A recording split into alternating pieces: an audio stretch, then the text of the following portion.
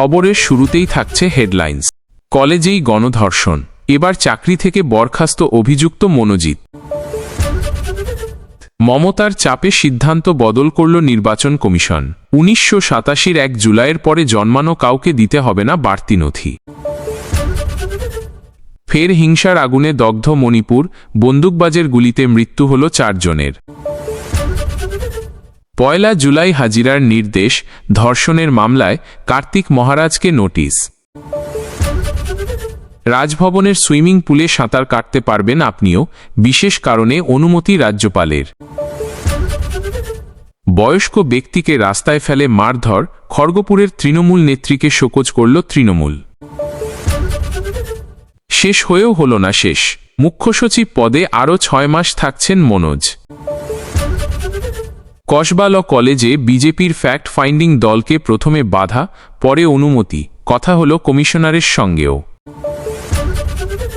আরও বিপাকে শাহজাহান, সন্দেশখালিতে ৩ বিজেপি কর্মী খুনে সিবিআই তদন্তের নির্দেশ। ধৃতদের অপরাধ প্রমাণ হবেই, আশ্বস্ত করেছেন পুলিশ কমিশনার। সুকান্ত জানালেন লালবাজার থেকে বেরিয়ে। আসছি বিস্তারিত খবরে। কসবায় সাউথ ক্যালকাটা ল কলেজের মধ্যেই আইনের ছাত্রীকে গণধর্ষণের অভিযোগ। গোটা রাজ্য জুড়ে শোরগোল পড়ে গিয়েছে এই ঘটনায়। যার বিরুদ্ধে মূল অভিযোগ, সে তৃণমূল ছাত্র পরিষদের প্রাক্তন নেতা তথা এই কলেজেরই অস্থায়ী কর্মী। ইতিমধ্যেই সেই মনোজিৎ মিশ্রকে গ্রেপ্তার করল পুলিশ। এবার সেই মনোজিৎকে অস্থায়ী কর্মীর পদ থেকে বরখাস্ত করা হল। তদন্ত যত এগোচ্ছে ততই মনোজিতের নানা কীর্তির কথা সামনে আসছে। কলেজে কতটা দাপট তার ছিল, তার নানা নমুনা ক্রমশ সামনে আসছে। অভিযোগ উঠল কলেজের গভর্নিং বডির সুপারিশেই কাজ পেয়েছিলেন মনোজিৎ। তবে এবার সেই মনোজিৎকে বরখাস্ত করা হয়েছে বলে খবর। অন্যদিকে অপর ২ অভিযুক্ত প্রমিত মুখোপাধ্যায় ও জাইব আহমেদ ওই কলেজেরই পড়ুয়া। তাদেরকেও কলেজ থেকে বরখাস্ত করা হয়েছে বলে খবর। তবে এখানেই প্রশ্ন উঠছে, মনোজিৎ মিশ্রের বিরুদ্ধে এই প্রথম অভিযোগ উঠল সেটা নয়। এর আগেও নানা ধরনের দাদাগিরির অভিযোগ উঠেছিল তার বিরুদ্ধে।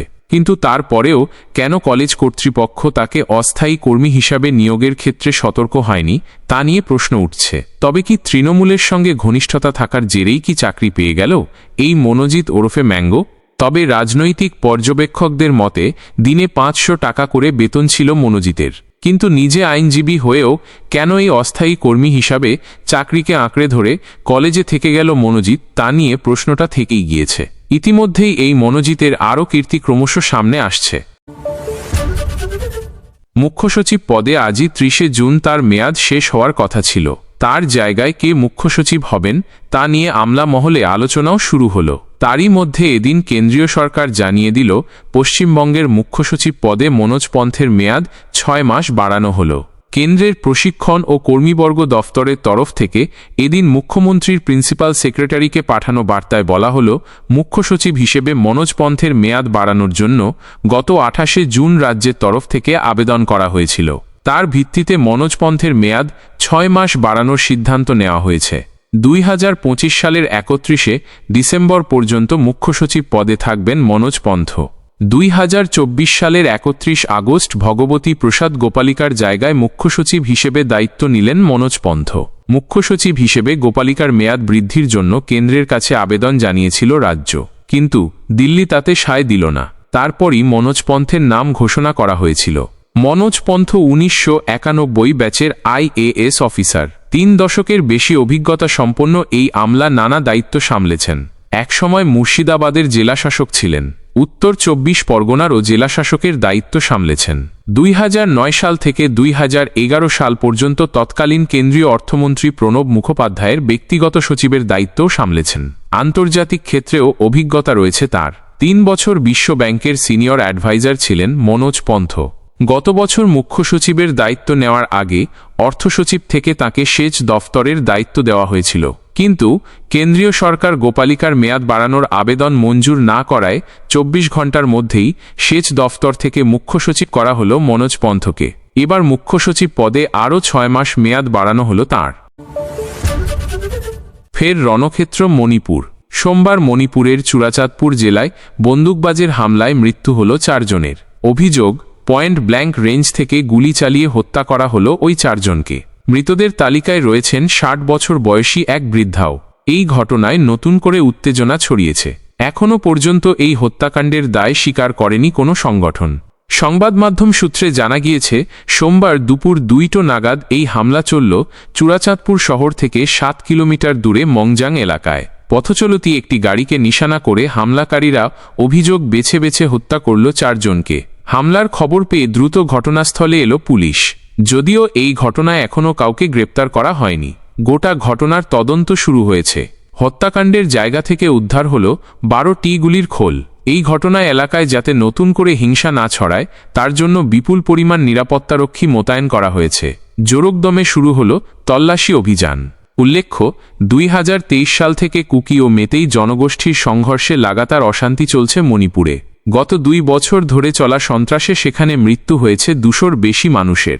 সরকারি হিসাব অনুযায়ী এখনও পর্যন্ত ঘর ছাড়া ৬০,০০০-এর বেশি মানুষ। চলতি বছরের শুরুতে নতুন করে মণিপুরে হিংসা ছড়ানোয় ফেব্রুয়ারি মাস থেকে জারি রয়েছে রাষ্ট্রপতি শাসন। কার্যত সেনার নিয়ন্ত্রণে রয়েছে গোটা মণিপুর। এমন পরিস্থিতির মাঝে ফের এই হত্যাকাণ্ড প্রশ্ন তুলছে মণিপুরের নিরাপত্তা নিয়ে। পশ্চিম মেদিনীপুরের খড়িদা এলাকায় ষাটোর্ধ্ব এক ব্যক্তিকে রাস্তায় ফেলে মারধরের অভিযোগ উঠেছিল এক তৃণমূল নেত্রীর বিরুদ্ধে। অভিযুক্ত তৃণমূল নেত্রী বেবি কোলেকে শোকজ করল তৃণমূল কংগ্রেস। ৩ দিনের মধ্যে কারণ দর্শানোর নির্দেশ দেওয়া হয়েছে। যদিও এই ঘটনায় প্রতিবেদন লেখা পর্যন্ত পুলিশের তরফ থেকে কোনো প্রতিক্রিয়া দেওয়া হয়নি।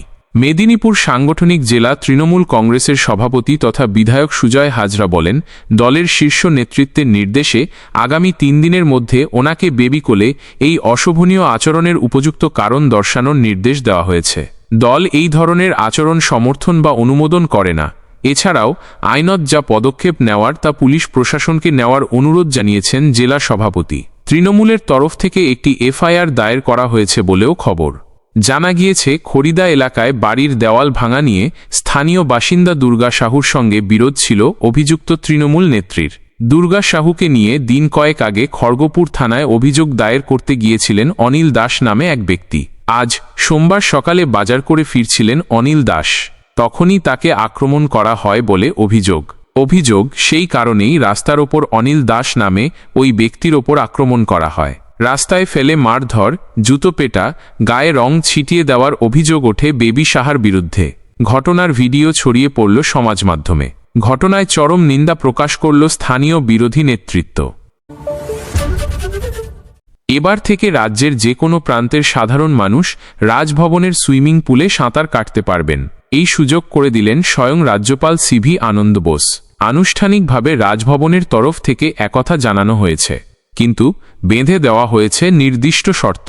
রাজভবনের পুলে ডুব দেওয়ার জন্য কিভাবে যোগাযোগ করবেন, কার সঙ্গে কথা বলবেন সে বিষয়েও বিস্তারিত তথ্য দেওয়া হয়েছে।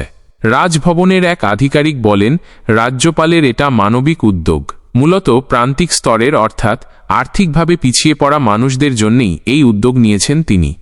তবে চাইলেই রাজভবন চত্বরে ঢুকে পড়া বা রাজভবনে ঢুকেই সুইমিং পুলে ডুব দেওয়া যাবে না। কারা এই সুযোগ পাবেন, কিভাবে সুযোগ নেবেন, তার সমস্তটাই বলে দেওয়া হয়েছে রাজভবনের তরফ থেকে। মূলত শারীরিক স্বাস্থ্যের উন্নতির জন্য চিকিৎসকরা যে সমস্ত ব্যক্তিকে অ্যাকোয়াথেরাপি করার পরামর্শ দিয়েছেন সেই সমস্ত ব্যক্তিরা এখানে আবেদন করবেন। অনুমতি পেলে রাজভবনের সুইমিং পুলে সাঁতার কাটতেও পারবেন। হৃদরোগে আক্রান্ত হয়ে মাসখানেক ধরে রাজ্যপাল হাসপাতালে চিকিৎসাধীন ছিলেন। অস্ত্রোপচারের পর চিকিৎসকরা রাজ্যপালকে অ্যাকোয়াথেরাপি করানোর পরামর্শ দেন। তিনি সেটা করে উপকার পেয়েছেন। তারপরই অন্যদের কথা ভেবে রাজভবনের সুইমিং পুল রাজ্যপাল খুলে দেওয়ার সিদ্ধান্ত নিলেন বলে জানা গিয়েছে। রাজভবনের এক আধিকারিক বলেন, পশ্চিমবঙ্গের রাজ্যপাল সিভি আনন্দ বোস ঘোষণা করেছেন যে রাজভবনের সুইমিং পুলটি অর্থনৈতিকভাবে সুবিধাবঞ্চিত শ্রেণীর রোগীদের জন্য অ্যাকোয়াথেরাপির জন্য উপলব্ধ করা হবে। যাদের চিকিৎসকরা অ্যাকোয়াথেরাপি পরামর্শ দিয়েছেন। অস্ত্রোপচারের পর ডাক্তাররা রাজ্যপালের চিকিৎসার অংশ হিসাবে অ্যাকোয়াথেরাপির সুপারিশ করেছিলেন। এই থেরাপি তাকে চিকিৎসায় অনেকটাই সাহায্য করল। ওই আধিকারিক আরও বলেন, এই কারণে তিনি উপলব্ধি করেছেন যে তার মতো রাজ্যের বহু মানুষ আছেন যাদের এরকম পরামর্শ দিয়ে থাকেন চিকিৎসকরা, কিন্তু অনেক ক্ষেত্রে আর্থিক সংকটের কারণে এই থেরাপি নিতে পারেন না। তাই বিশেষ করে সুবিধাবঞ্চিতদের কল্যাণের জন্য রাজভবনকে জনসেবা এবং যত্নের প্রতিষ্ঠান হিসেবে গড়ে তুলতে এই উদ্যোগ নিয়েছেন রাজ্যপাল। যারা রাজভবনের সুইমিং পুলে সাঁতার কাটতে চান বা যাদের চিকিৎসকরা পরামর্শ দিয়েছেন তাদের ইমেল করতে হবে। সেই ইমেল আইডি হল rt.rajbhavankolkata@gmail.com এর লিঙ্ক। এছাড়াও ফোনও করা যেতে পারে বলে রাজভবনের তরফ থেকে জানানো হয়েছে। রাজভবনের সুইমিং পুল ব্যবহারের জন্য ফোন করার নম্বর হল 03-32-2001-641। চলতি বছরে বিহারে বিধানসভা ভোট, ঠিক তার আগে সেখানে ভোটার তালিকার নিবিড় সমীক্ষা স্পেশাল ইন্টেন্সিভ রিভিশন করার কথা ঘোষণা করল নির্বাচন কমিশন, যা বিতর্কের জন্ম দিল। সরব হলেন বাংলার মুখ্যমন্ত্রী মমতা বন্দ্যোপাধ্যায়। তিনি প্রশ্ন তুললেন, বাংলায় প্রয়োগের আগে টেস্ট ড্রাইভ চলছে কি? নিবিড় সমীক্ষা করে ঘুরপথে এনআরসি আনার পথ প্রশস্ত করছে কেন্দ্র। শেষ পর্যন্ত মমতার প্রতিবাদে পিছু হটল নরেন্দ্র মোদী সরকার। সোমবার নিবিড় সমীক্ষা নিয়ে নতুন বিজ্ঞপ্তি জারি করল নির্বাচন কমিশন। নয়া নির্দেশিকায় কি বলা হয়েছে? বিহারের 2003 সালের ভোটার তালিকা নির্বাচন কমিশনের ওয়েবসাইটে প্রকাশ করা হয়েছে। সেখানে নথিভুক্ত 4.96 কোটি ভোটারের নথি রয়েছে। নতুন করে আর কোনো নথি জমা দেওয়ার প্রয়োজন নেই। 4.96 কোটি ভোটারের স্বীকৃতির জন্য বাবা বা মায়ের কোনো নথি জমা দেওয়ার প্রয়োজন নেই। কোনো ভোটারের নাম যদি 2003 সালের বিহারের ভোটার তালিকায় নাও থাকে, সেক্ষেত্রে তিনি নিজের বাবা কিংবা মায়ের অন্য কোনো নথির পরিবর্তে 2003 সালের ভোটার তালিকাটি ব্যবহার করতে পারবেন। অর্থাৎ মা কিংবা বাবার জন্য আলাদা করে কোনো নথি দেখানোর প্রয়োজন নেই। মোট ভোটারদের প্রায় 60%কে কোনো নথি জমা দিতে হবে না। শুধু 2003 সালের ভোটার তালিকা থেকে বিবরণ যাচাই করে আবেদন ফর্ম জমা দিতে হবে। উল্লেখ্য, নির্বাচনের কমিশনের আগের নির্দেশিকায় বলা হয়েছিল 1987 সালের 1 জুলাই থেকে 2004 সালের 2 ডিসেম্বরের মধ্যে যাদের জন্ম, তাদের জন্ম তারিখ অথবা জন্মস্থানের প্রমাণস্বরূপ একটি নথি এবং তাদের বাবা কিংবা মায়ের জন্ম তারিখ অথবা জন্মস্থানের প্রমাণ রয়েছে এমন একটি নথি জমা দিতে হবে। এছাড়াও যে সব ভোটার 2 ডিসেম্বর 2004 তারিখের পরে জন্মগ্রহণ করেছেন, তাদের ক্ষেত্রে নিজের জন্ম তারিখ ও জন্মস্থানের প্রমাণ হিসাবে যে কোনো একটি নথি এবং বাবা মায়ের জন্ম তারিখ ও জন্মস্থান প্রমাণের নথি জমা দিতে হবে। যদি কারো বাবা কিংবা মা ভারতীয় না হন, সেক্ষেত্রে তার পাসপোর্ট ও সন্তান জন্মের সময়কার ভিসার কপি জমা দিতে হবে। বলা হয়, অবৈধ ভোটারদের বাদ দিয়ে ভোটার তালিকায় স্বচ্ছতা আনতে সংশোধনের কাজ করছে জাতীয় নির্বাচন কমিশন। সেই কারণে বিভিন্ন রাজ্যের কাছে পাঠানো হয়েছে একটি ডিক্লারেশন ফর্ম। যদিও কমিশনের বেশ কিছু নিয়ম নিয়ে আপত্তি তুললেন বাংলার মুখ্যমন্ত্রী মমতা বন্দ্যোপাধ্যায়। তিনি অভিযোগ করলেন, কেন্দ্র আসলে বাংলা এবং পরিযায়ী শ্রমিকদের নিশানা করতে চাইছে, সে কারণেই এমন নিয়ম। মুখ্যমন্ত্রী বলেন, রাজনৈতিক দলগুলির সঙ্গে কথা না বলে নির্বাচন কমিশন কখনোই এটা করতে পারে না। আমাদের গণতান্ত্রিক দেশ, এখানে যুক্তরাষ্ট্রীয় শাসন ব্যবস্থা রয়েছে। এখানে রাজনৈতিক দল বা নির্বাচিত সরকার কখনোই কৃতদাস নয়। মমতা স্পষ্ট জানালেন, ভোটার তালিকা সংশোধন করার জন্য আমাদের কাছে কমিশন একটা ফর্ম পাঠিয়েছে, কিন্তু সেই ডিক্লারেশন ফর্মের কয়েকটি বিষয়ে আমার আপত্তি আছে। কেন উল্লেখ করা হচ্ছে যে 1987 থেকে 2002 এর মধ্যে যাদের জন্ম তাদের তা লিখতে হবে ফর্মে? তার মানে কি তার আগে বা পরে যারা জন্মেছে তাদেরটা হবে না? আরও বলেন, তরুণ প্রজন্ম যাতে ভোট দিতে না পারে সেই কারণেই কি এই নিয়ম? গরিবেরা কিভাবে বাবা মায়ের শংসাপত্র পাবেন? এটা কি এনআরসি? এভাবেই দেশে এনআরসি চালু করার চেষ্টা হচ্ছে কি? মমতার এই প্রতিবাদের কয়েকদিনের মধ্যে নতুন নির্দেশিকা প্রকাশ করল নির্বাচন কমিশন। বাংলার মুখ্যমন্ত্রী যে সবার আগে প্রতিবাদে সোচ্চার হয়েছেন, সে কথা মনে করিয়ে দিলেন তৃণমূলের অন্যতম রাজ্য সাধারণ সম্পাদক কুণাল ঘোষ। কমিশনের নতুন বিজ্ঞপ্তি প্রসঙ্গে তিনি বলেছেন, মমতা বন্দ্যোপাধ্যায় এ নিয়ে প্রথম আওয়াজ তুলেছিলেন। অবশেষে তার চাপে কমিশনকে নির্দেশিকা প্রত্যাহার করে নতুন নির্দেশিকা জারি করতে হল। মানুষের মৌলিক অধিকার সুরক্ষিত রাখতে বারংবার মমতাদি বেড়ালের গলায় ঘণ্টা বাঁধার কাজটা করে চলেছেন। ওর আন্দোলনের জন্য সারা দেশ সচিত্র ভোটার পরিচয়পত্র পেয়েছে। সেই ধারা আজও অব্যাহত। প্রসঙ্গত, বিহারের বর্তমানে মোট ভোটারের সংখ্যা 8 কোটি। শেষবার কমিশনের দ্বারা এই নিবিড় সমীক্ষা হওয়ার সময় ভোটার সংখ্যা ছিল মোট 4.96 কোটি, যা বর্তমানে প্রায় দ্বিগুণ হয়েছে। এদিন কমিশন সাফ জানিয়েছে, 2003 সালের তালিকায় 4.96 কোটি ভোটারের নথি বিবরণ মিলেছে, তাই নতুন করে তাদের আলাদা নথি জমা দিতে হবে না। সন্দেশখালিতে 3 বিজেপি কর্মীকে খুনের মামলায় সিবিআই তদন্তের নির্দেশ। আজ সোমবার এমনই নির্দেশ দিলেন কলকাতা হাইকোর্টের বিচারপতি জয় সেনগুপ্ত। পাশাপাশি তিনি জানালেন, এই ঘটনার তদন্তে সিবিআই সিট গঠন করবে, জয়েন্ট ডিরেক্টরের নেতৃত্বে তদন্ত হবে। সন্দেশখালীতে গত 2019 সালে 3 বিজেপি কর্মীকে খুনের অভিযোগ উঠেছিল শেখ শাহজাহানের বিরুদ্ধে। তখনই তার বিরুদ্ধে অভিযোগ করলেও কোনো পদক্ষেপ করল না পুলিশ, এমনটাই জানালেন মামলাকারীরা। সিবিআই তদন্তের নির্দেশ। তারপরেই এই খুনের মামলার তদন্ত সিবিআইয়ের হাতে দেওয়ার আর্জি জানিয়ে কলকাতা হাইকোর্টে মামলা হল। সেই মামলার দীর্ঘ শুনানির পর এদিন রায়দান করলেন বিচারপতি জয় সেনগুপ্ত। প্রসঙ্গত, রেশন দুর্নীতি মামলায় ইডির হাতে গ্রেপ্তার হয়ে জেলবন্দি রয়েছেন শেখ শাহজাহান। তার জামিনের শুনানি চলছে কলকাতা হাইকোর্টে। এবার বিজেপি কর্মীদের খুনের মামলায় শাহজাহানের বিরুদ্ধে নতুন করে তদন্ত শুরুর নির্দেশ গেল সিবিআইয়ের কাছে, যার ফলে বিপাকে পড়লেন সন্দেশখালীর এই দাপুটে নেতা। কলকাতার পুলিশ কমিশনারকে একগুচ্ছ প্রশ্নের মুখে দাঁড় করাল বিজেপির তথ্যানুসন্ধানী দল। রাজ্য বিজেপির সভাপতি তথা কেন্দ্রীয় প্রতিমন্ত্রী সুকান্ত মজুমদার নিজেই দলের সর্বভারতীয় সভাপতি জেপি নড্ডার প্রেরিত দলটিকে নিয়ে সোমবার দেখা করলেন পুলিশ কমিশনার মনোজ বর্মার সঙ্গে। লালবাজারে প্রায় 45 মিনিট কাটালেন তারা। কলেজগুলিতে প্রাক্তনীদেরও অবাধ গতিবিধি কেন? পুলিশ কমিশনারকে সে প্রশ্ন করলেন দেশের শিক্ষা প্রতিমন্ত্রী নিজে। তবে পুলিশ কমিশনারের সঙ্গে বৈঠক শেষে অসন্তোষ প্রকাশ করলেন না সুকান্তরা, কারণ ধৃতদের সাজা হবেই সে বিষয়ে কমিশনার বর্মা আশ্বস্ত করেছেন সুকান্ত সহ গোটা তথ্যানুসন্ধানী দলকে। লালবাজারে বৈঠক। মুম্বইয়ের প্রাক্তন পুলিশ কমিশনার তথা প্রাক্তন কেন্দ্রীয় মন্ত্রী সত্যপাল সিংহ আর এক প্রাক্তন কেন্দ্রীয় মন্ত্রী মীনাক্ষী লেখি, ত্রিপুরার প্রাক্তন মুখ্যমন্ত্রী তথা সাংসদ বিপ্লব দেব এবং মনন কুমার মিশ্রকে নিয়ে গঠিত 4 সদস্যের তথ্যানুসন্ধানী দল সোমবার সকালেই কলকাতায় পৌঁছাল। রাজ্য বিজেপির সভাপতি সেই দলকে সঙ্গে নিয়ে প্রথমেই গেলেন কলকাতা পুলিশের সদর দফতর লালবাজারে। বেলা 3টের পরে কমিশনার বর্মার সঙ্গে সুকান্ত এবং নড্ডার পাঠানো দলের প্রতিনিধিদের বৈঠক শুরু হল।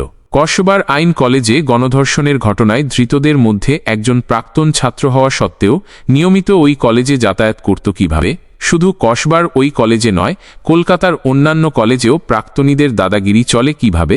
বর্মাকে সে প্রশ্ন করলেন সুকান্ত। কেন্দ্রীয় শিক্ষা প্রতিমন্ত্রীর কথায়, আমি পুলিশ কমিশনারকে বলেছি কলকাতার কলেজগুলো আপনার তত্ত্বাবধানে থাকা এলাকার মধ্যে পড়ছে। এই কলেজগুলোয় বহিরাগতদের গতিবিধি রোখা আপনার দায়িত্বের মধ্যে পড়ে। তথ্যানুসন্ধানী দলের তরফ থেকে বর্মাকে প্রশ্ন করা হল যে গণধর্ষণে ধৃতদের মধ্যে একজন এর আগেও একাধিকবার একাধিক অভিযোগে গ্রেপ্তার হওয়া সত্ত্বেও অবাধে অপরাধমূলক কাজকর্ম করে বেড়াচ্ছিল কিভাবে? এ ধরনের চিহ্নিত দুষ্কৃতীদের গতিবিধির ওপর পুলিশের যথেষ্ট নজরদারি কেন থাকে না? নির্যাতিতা এবং তার পরিবারের নিরাপত্তা নিয়েও দলটির সঙ্গে পুলিশ কমিশনারের কথা হয়েছে বলে বিজেপি সূত্রের দাবি। কসবার আইন কলেজে উত্তেজনা। বেলা 3:50 নাগাদ লালবাজার থেকে বেরিয়ে কসবার আইন কলেজের দিকে রওনা হল বিজেপির প্রতিনিধি দলটি। কসবা যাওয়ার পথে ফোনে সুকান্ত আনন্দবাজার.comকে বললেন, পুলিশ কমিশনার আমাদের আশ্বাস দিয়েছেন যে ধৃতদের সাজা হবেই। ঘটনাস্থল থেকে যে সব তথ্য প্রমাণ পুলিশ সংগ্রহ করেছে এবং ইতিমধ্যেই যে মেডিকোলিগাল অনুসন্ধান হয়েছে তা গণধর্ষণে অভিযুক্তদের অপরাধ প্রমাণ করার পক্ষে যথেষ্ট বলে কমিশনার জানালেন। পুলিশ কমিশনারের সঙ্গে বৈঠক শেষে বিজেপি নেতারা কসবার আইন কলেজে গেলেন। সেখানে প্রবেশের আগে অবশ্য প্রথমে তাদের পুলিশি বাধার মুখে পড়তে হল। কলেজের সামনে বিজেপির যুব সংগঠনের কর্মীদের জমায়েত ছিল বেশ কয়েকটি বামপন্থী সংগঠনের কর্মীদেরও। কলেজের প্রবেশপথে পুলিশের বড়সড় বাহিনী মোতায়েন রাখা হয়েছিল। গার্ডরেল দিয়ে প্রবেশপথ ঘিরেও রাখা হয়েছিল। সে সবের মাঝেই সেখানে পৌঁছালেন সুকান্ত এবং তথ্যানুসন্ধানী দলের সদস্যরা। মিনিট 15 তাদের সঙ্গে পুলিশ আধিকারিকদের বচসা চলল। তারপরে বিজেপি নেতৃত্ব সহ নড্ডার প্রেরিত দলের সদস্যদের ভিতরে ঢুকতে দেওয়া হল। তৎক্ষণাৎ বাইরে উত্তেজনা বেড়ে গেল। বামপন্থী সংগঠনগুলির তরফ থেকে বিজেপি নেতৃত্বকে ভিতরে ঢুকতে দেওয়ার বিরোধিতা করা শুরু হল। বিজেপি কর্মী সমর্থকরা পাল্টা বিরোধিতা শুরু করলেন। দুপক্ষে হাতাহাতি ধস্তাধস্তিও শুরু হয়ে গেল। পরে পুলিশি হস্তক্ষেপে পরিস্থিতি নিয়ন্ত্রণে এলো। সাংবাদিক বৈঠক। আইন কলেজে পরিদর্শন সেরে কসবা এলাকাতেই সাংবাদিক বৈঠক করল বিজেপির তথ্যানুসন্ধানী দল।